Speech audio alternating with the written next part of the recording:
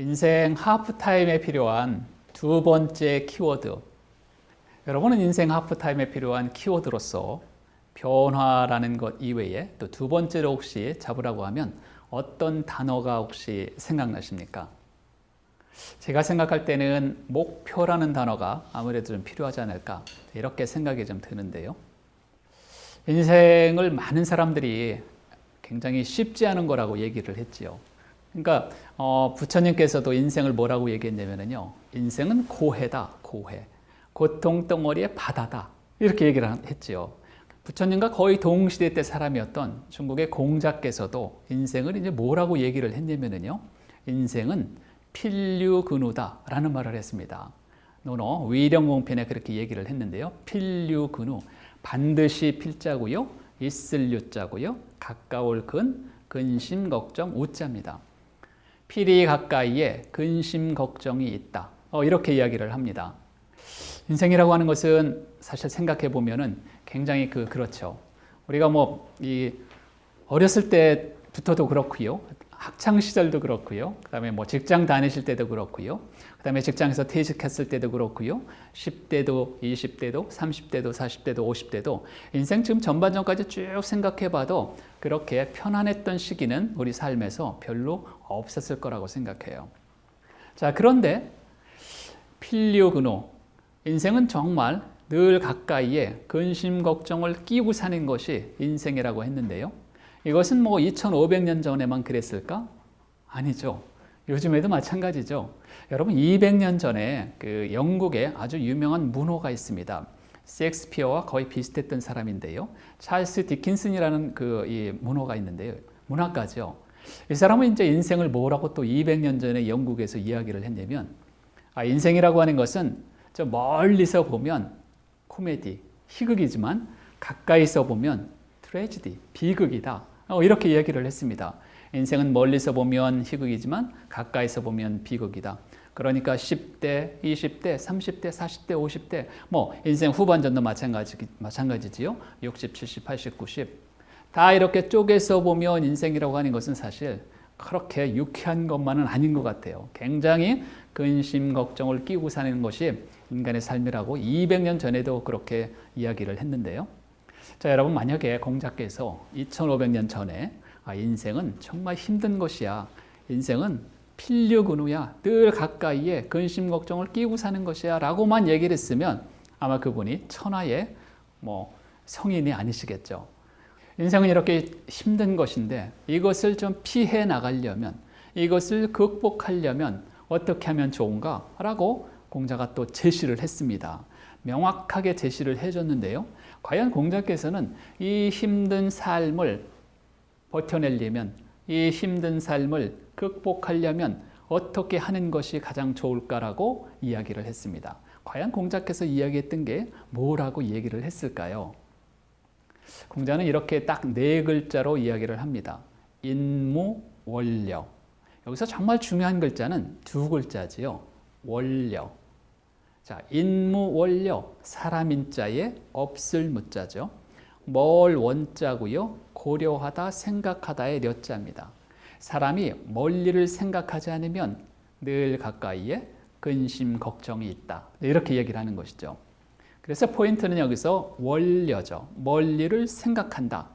원려라는 것을 갖고 있으면 근심, 걱정을 좀 없앨 수 있다. 뛰어넘을 수 있다. 이렇게 이야기한 것이라고 볼 수 있는데요. 자, 여러분, 원려라는 것이 요즘 말로 무슨 말일까요? 멀리를 생각하라? 멀리를 생각하라고 하는 말이 요즘 말로 저는 아마 이런 말이라고 생각해요. 목표를 가져라. 그리고 좀 더 멋진 말로 꿈을 가져라. 우리가 직장에서 많은 후배들한테 했던 얘기고요. 그 다음에 가정에서 우리 많은 아이들한테 했던 얘기죠.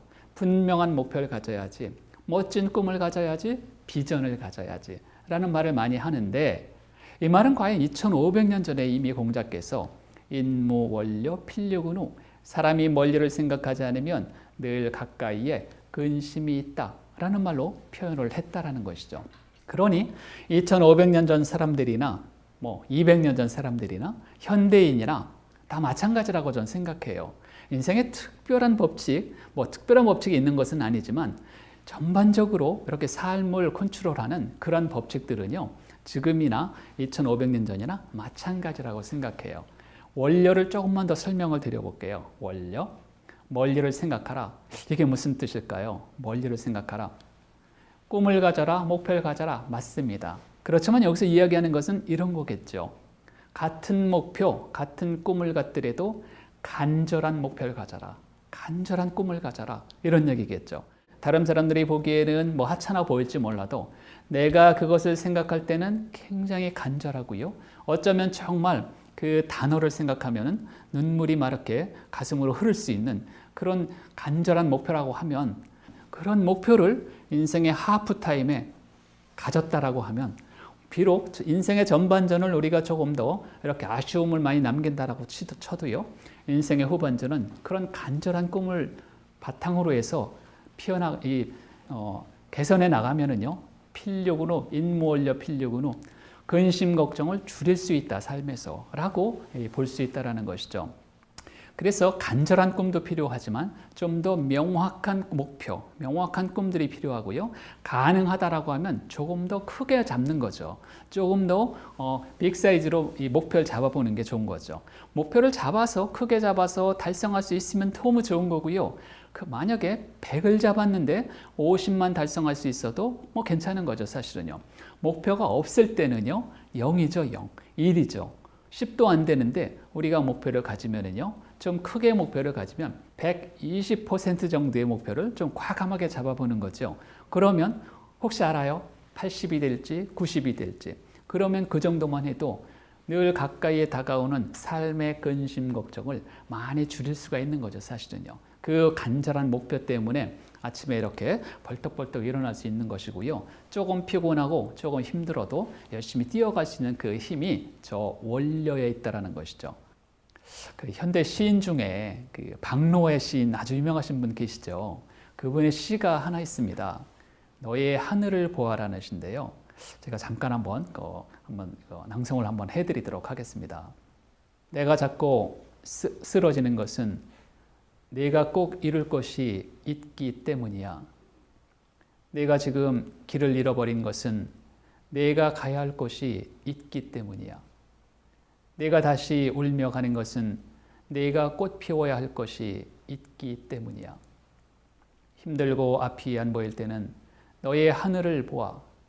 내가 하늘처럼 생각하는 너를 하늘처럼 바라보는.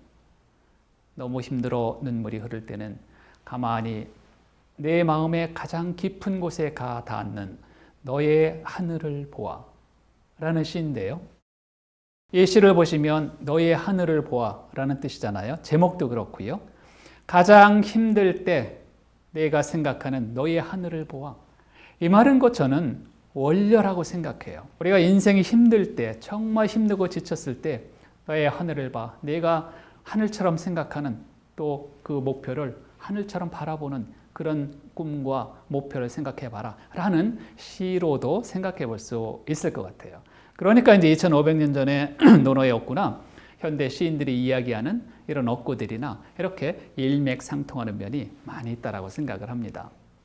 자, 그런데 이제 문제가 하나 있죠. 이게 무슨 문제냐? 목표를 가져라. 좋죠. 그런데 어떤 목표를 가지는 게 좋을까? 사람들이 가장 생각하는 것은 이렇게 일반적으로 이야기하는 것은 이런 거예요. 당신이 가장 좋아하는 것을 하세요. 라는 이야기를 굉장히 많이 하죠, 사실은요. 어쩌면 그것은 되게 무책임한 말일 수도 있어요. 왜냐하면 이렇게 이제 물어봐요. 저도 많이 물어봤어요. 젊은 사람들한테도 물어보고 중년들한테도 물어보고 이렇게 연배 드신 분들한테도 물어봤는데요. 과연 당신이 하고 싶은 게 뭡니까? 혹은 당신의 꿈이 뭡니까? 당신의 정말 인생을 통해서 하고 싶은 게 뭡니까? 라고 물어봤을 때 그 대답을 정확하게 하는 사람들이 거의 없었어요. 젊은 분들은 지금 취업하기도 굉장히 바쁘고 일하기도 굉장히 힘든데 언제 내가 좋아하는 것을 찾을 수 있겠습니까? 나이 드신 분들은 지금껏 정말 열심히 사느냐고 살았는데 그거 잘 안 되더라. 아주 나이를 많이 드신 분들도요. 정말 내가 좋아하는 것에 대해서 선택을 잘 못하고 있더라. 그래서 저 개인적으로 이렇게 생각해요. 이 세상에 가장 좋아하는 것들은 없다 이게. 왜? 딱 하나뿐이 없으니까 그런 거잖아요. 그래서 가장 좋아하지 않더라도 두 번째, 세 번째 혹은 네 번째라도 좋아하는 것을 선택할 수만 있다라고 하면 그것은 굉장한 포인트다. 굉장한 장점이다. 이렇게 생각하는데요. 예전에 공자가 이렇게 이야기를 합니다. 이 수리편에서 이야기를 하는데요. 이 문장은 조금 긴데 제가 한번 빠르게 한번 말씀을 드려보도록 하겠습니다. 논어 문장은 이렇게 시작이 되죠. 부의가구야 수지편지사 오역위지 여불가구 종호소라. 좀 길지요. 자, 한 대목씩 나누어서 좀 설명을 드려볼게요. 부의가구야. 부라는 것은 돈이라는 것은 이렇게 보시면 되죠. 경제라는 것은 부의가구야. 부라는 것을 구해서 가능하다라고 하면 내가 원하는 만큼 목표하는 대로 부를 쌓을 수만 있다라고 하면 그런 뜻이죠. 부의가구야. 수지편지사는 비록 지편지사, 여기서 지편지사는 이 가죽 채찍을 가지고 일을 하는 사람이에요. 그러니까 이제 마부 정도라고 보시면 좋아요. 내 비록 마부의 일이라도 오역이지 하겠지만 그런 뜻이에요. 그러니까 돈이 되는 일이라면 내가 조금 힘든 저 마부의 일이라도 하겠지만 여불가구 구한다고 해서 되지 않는다라고 하면 어쩌겠느냐라고 이제 공자가 제시를 하면서 맨 마지막 어구에 그렇다라고 하면 나는 종호소하겠다. 이렇게 얘기를 해요. 종호소 나는 따르겠다. 내가 좋아하는 바를 이렇게 되는 거죠. 부의가구야 수지편지사 오역이지 여불가구 종호소라 이렇게 이야기를 하는데요. 이 5줄의 논어 어구는요. 어쩌면 우리 인생을 나타낸다라고 저는 생각해요. 자, 한번 잘 생각해 보실까요? 부의가구야. 부라는 것은 구해서 가능하다라고 하면 우리가 이제 학교를 졸업하고 20대 중반이나 30대 초반에 직장에 취업을 하게 되지요. 자, 그렇게 되면 이제 앞으로 나만 열심히 하게 되면 이제 나는 좋은 집과 좋은 차와 좋은 곳에서 행복하게 잘 살아갈 수 있을 거야. 충분한 돈을 벌 수 있을 것이다. 라고 생각을 많은 분들이 사실은 하죠. 그리고 많은 분들이 열심히 일을 해나갑니다. 그래서 이제 30대가 넘고요. 40대가 되고요. 한 50대 정도가 됐을 때 보통은 많은 사람들이 어떻게 생각을 하냐면 지금껏 굉장히 열심히 나도 노력을 했지만 내가 원하는 것만큼의 부는 얻지 못했어. 역시 돈이라고 하는 것은 이건 하늘이 내는 것이야 라고 생각을 하게 된다는 것이죠. 자, 이럴 쯤에 인생의 하프타임이 다다릅니다. 자, 그래서 인생 전반전은 정말 열심히 돈을 벌기 위해서 가족을 살리기 위해서 경제 활동을 하기 위해서 열심히 살았지만 지금 이 정도밖에 안 됐어. 자, 인생 그럼 후반전은 또 어떻게 살 것이냐 이게 라는 포인트가 나왔을 때 공자가 제시했던 것은 저는 개인적으로 종호소라고 생각해요. 자, 인생의 전반전은 저 부를 위해서 열심히 살았다라고 하면 인생의 후반전은 종호소. 내가 좋아하는 바를 따르겠다. 이게 인생이 밸런스가 맞는 게 아닌가. 이런 생각도 한번 해보게 되고요. 종호소. 내가 좋아하는 바를 따르겠다. 저 말은 굉장히 의미가 있다라고 기준점이 되는 인생의 하프타임에 어떤 것을 선택할 때 기준점이 되는 특히 목표를 선택할 때 기준점이 되는 좋은 명구가 아니겠는가라고 생각을 해보는데요. 여기서 또 문제가 발생하게 됩니다. 자, 그럼 좋은 것은 아까도 제가 말씀드린 것처럼 정말 이 세상에 하나밖에 없다라고 말씀드렸잖아요. 내가 가장 좋은 것은 하나밖에 없어. 근데 그거는 정말 선택하기도 어렵고요. 그래서 사람들이 가장 고민했던 게 그거죠. 그럼 어떻게 선택하느냐 이거를. 자, 그래서 오늘 여러분에게 제가 반은 농담 삼아 선택하는 방법을 간략하게 굉장히 심플한 방법을 한번 알려드리도록 하겠습니다. 여러분 혹시 포스트잇 작은 메모지 있잖아요. 메모지를 5장 정도를 준비를 하시면 됩니다. 그 메모지에다가 이렇게 쓰시면 됩니다. 첫 번째 메모지에다가 내가 하고 싶은 거를 하나씩 쓰시면 됩니다. 두 번째 메모지, 세 번째 메모지. 그래서 5개 정도의 내가 하고 싶은 일 있잖아요. 그걸 거기다 쓰시면 돼요. 그리고 나서 그것을 이렇게 접습니다. 접어서 이것을 자기 발 앞에 떨이킵니다. 떨이켜서 나랑 가장 가깝게 떨어진 것을 줍습니다. 그리고 이거를 피는 거죠. 여러분, 이거를 하시면 됩니다. 바로 이걸 하시면 됩니다. 일상의 일을 하시면서 주말 시간에, 야간 시간에 혹은 시간이 남을 때 앞으로 여러분 인생의 하프타임 지나시고 인생의 후반전 가시잖아요. 책을 읽어도 이제 이거에 대해서 책을 읽으시고요. 사람을 만나도 요거에 포인트 관련된 사람을 만나시고요. 영화를 보시더라도 이거에 관련된 영화를 보시는 거죠. 여러분 이렇게 한번 생각해 보세요. 지금 만약에 45세라면은요. 만약에 40세에 5년 전에 이런 일을 했다라고 가정을 해볼게요. 그러면 그때 선택했던 그것이 내가 가장 좋아하는 것은 아니지만 이것을 5년 정도 쭉 이렇게 사이드로 본업을 하시면서 남는 시간에 책을 봐도요. 이거에 대한 책을 1년에 10권씩을 봤으면 50권을 받겠다는 거죠. 자, 그러면 이거에 대해서 내가 가장 좋아하는 것은 아니지만 어느 정도의 실력이 쌓인다는 거죠. 그리고 나서 만약에 5년 후에 어떤 걸 선택할 것인가 이런 고민이 됐을 때 이미 준비해온 그 포인트를 선택을 하시면 그게 본인이 가장 좋아하는 것이 충분히 될 수도 있다라는 의미로 한번 생각해 볼 수 있는 거죠. 인생의 하프타임의 두 번째 키워드는 저는 목표라고 말씀드렸는데요. 인무원료 필류근후. 사람이 멀리를 생각하지 않으면 늘 가까이에 근심 걱정이 있다. 그러니까 늘 가까이에 다가오는 저 근심 걱정을 없애기 위해서는 원료를 해야 된다. 목표를 가져야 된다. 꿈을 가져야 된다. 라고 공자가 말씀하셨고요. 그 다음에 인생의 하프타임에서 정말 인생의 후반전을 준비하실 때 기준이 될 만한 종호소호, 나는 내 좋아하는 말을 따르겠다 라는 이 부의가구야 수지편지사 오역이지 여불가구 종호소호라 라는 논어의 수리편 이 두 어구를 말씀을 지금 드렸는데요.